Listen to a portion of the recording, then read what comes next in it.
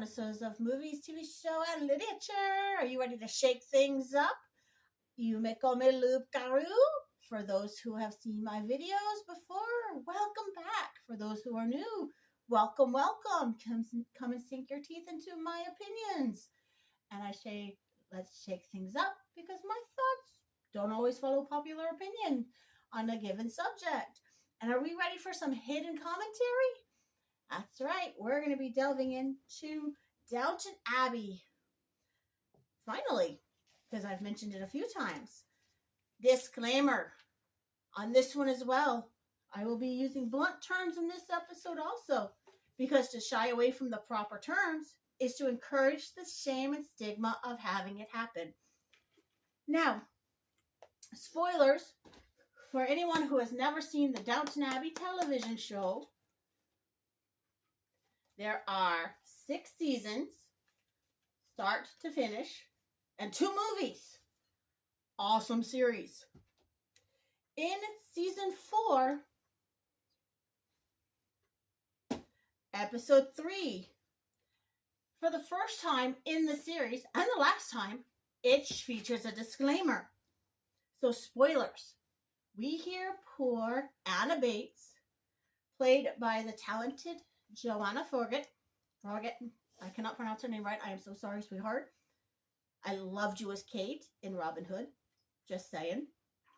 Get violently raped by Mr. Green, a visiting valet. And don't ask me to tell you who played him. I don't care. He was a jackass. However, what many viewers may not have noticed or chose not to notice is that a second person was maliciously attacked in their own bedroom. If you know who I am talking about, then you are one of the few people who understand that women are not the only ones who can be sexually assaulted. Take a breath and relax. I will explain who and when in greater detail later in my episode. For now, this must be said. For those of you out there that do not want to believe men can be victimized in any manner of sexual crime, then please listen and listen well. Men are just as likely to be sexually exploited as women. They are also the least likely to come forward about being victimized. For any number of reasons, not wanting to look weak is one of the biggest. There is a certain point when someone is drinking, when their mind shuts down, but their body can still function. These drunken hazes have led to many a morning of, what the hell have I done? It's come with the phrase, coyote ugly, because you go home from the bar with what you think is a beautiful partner, and you wake up and you want to chew your arm off instead of waking them up. That is the very definition of coyote ugly, by the way, for those of you who didn't know. So, people make a big deal about a woman's drunken state and consent in an act. But many don't think that a man's drunken state and his ability to consent comes into play. Well, again, spoilers. The very sober Edna Braithwaite put Tom Branson, played by the talented Alan Leach, in that drunken state and used him in the hopes of getting him to marry her, to put her in the Downton family. Because he was just a chauffeur and he married above himself to Lady Sybil. Why can't I better myself by exploiting him? That was her logic. Now, she plied him with a bunch of alcohol. And for those who have seen the show, before she became Lady Grantham's lady's maid, she was just a housemaid, and she pursued him relentlessly until she was fired. Now, Tom, being a very sweet man, especially for the age, did not want her not to be able to get a job, so he begged Mrs. Hughes to give her a good reference. All the while, Mrs. Hughes has been telling him he led her on and he did not dissuade her. Many a time he said, "You have to stop. We shouldn't do this." She didn't care. So she got herself back into Downton, using the reference Tom asked her to get. And after she had gotten him drunk and used him, she tried to say, "What if I'm pregnant? You have to marry me if I'm pregnant. I don't want my child to be without a father." Sorry, sweetheart. He didn't consent. You raped him, Edna. Shame on you. And yet, again, he was still told. He led her on. He didn't dissuade her. He was in the wrong. Why? He did tell her no. He did dissuade her. He did everything right, and yet he still got blamed when she got him so drunk he couldn't say no. Now, Downton Abbey isn't the only show where it shows a man being blatantly sexually exploited. If you all have seen the really psychotropic Midsummer, Christian was put in a drug-induced haze to the point where he couldn't even perform properly, and one of the ladies watching had to put her foot on his butt and push him so he could finish. How did he consent to that? He did not. They raped him.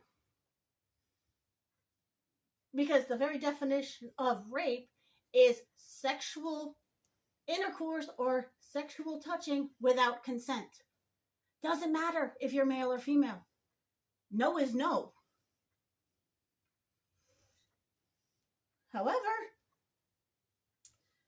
they don't get reported because, as in Tom's case, you led her on. You didn't dissuade her. You gave her false hope.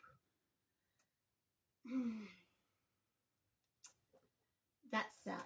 That is really bad. In Life as a House, Hayden Christensen plays a young man named Sam. Sam had a lot of problems. He was a very, very, very unhappy teenager. Specifically, 16-year-old teenager. And for the want of illegal pain relievers, he allowed one of his classmates to whore him out to another man. He couldn't say no because he wanted the drugs. And when he was almost caught, he felt horrible for it. Life as a House, awesome movie, must watch. And then there is a CSI Miami, where a man is found dead in his bed in a very raunchy position.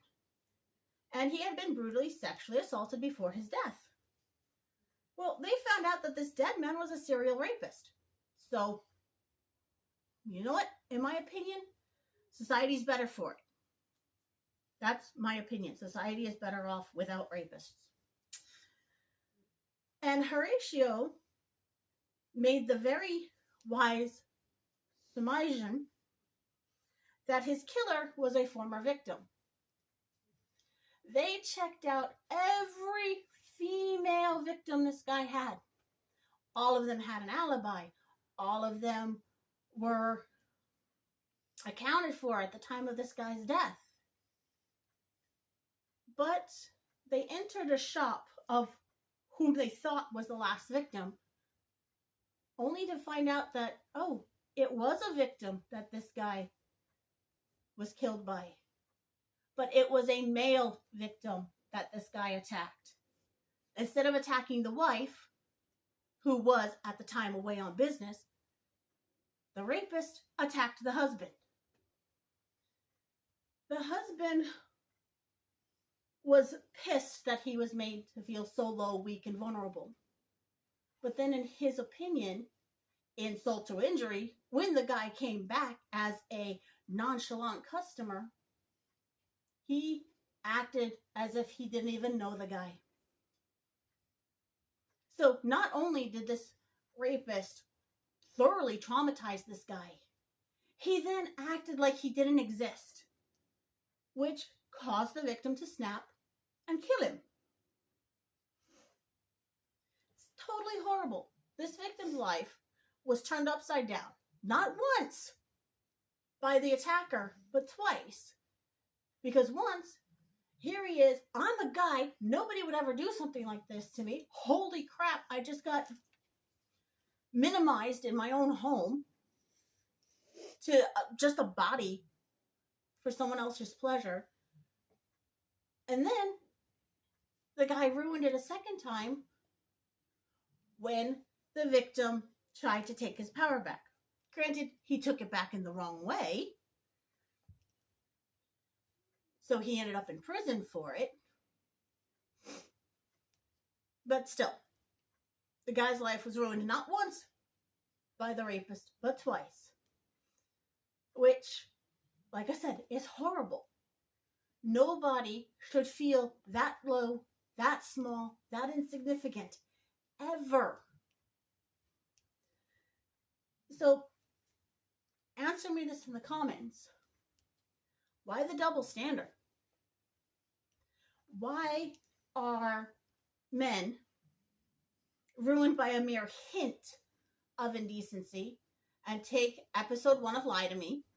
I think it was episode 1 of Lie to Me, where a college student's life was almost ruined because an underage girl lied to him, filmed herself on a dare having sex with him, and then told her dad he raped her. How is that fair? This poor guy was laboring under, she's an adult, she consented, why am I going to prison? So, like I said, the mere hint of indecency and a guy's life is ruined. Yet, women like Edna in Downton Abbey, or Glenn Close's character in Fatal Attraction, or Ali Larter's character in Obsessed, are left unpunished. And their victims, why'd you let the affair get out of hand? Why didn't you put a stop to it? Point of fact, people, you probably can't. So, answer me that. Why is the double standard still allowed in 2022? But these are my opinions. Feel free to disagree. Please answer my question, how you feel about these double standards on the sexual exploitation of human beings. If you want to hear more of my opinions on different topics, please find the like button and tend to any wounds it has received from being battered by its fellow YouTubers, and rescue the subscribe button from zombies. Remember, kindness is the key to understanding, so be kind to me, be kind to each other in the comments. Good night. Have a great day.